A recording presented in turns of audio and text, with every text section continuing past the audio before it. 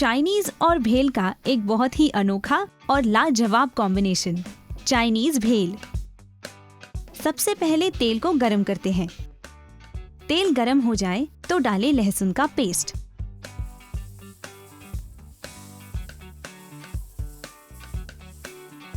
आधी लाल शिमला मिर्च लंबी कटी हुई और हरी शिमला मिर्च,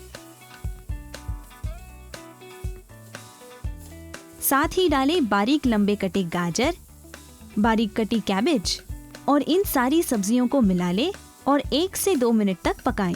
जब तक ये पक रहा है, हम एक सॉस का मिक्सचर बना लेते हैं। एक कटोरी में डालें टमाटर का sauce, red chilli sauce, vinegar और सोया सॉस। अच्छे से इन्हें मिला लें। सब्जियां अच्छे से पक चुकी हैं।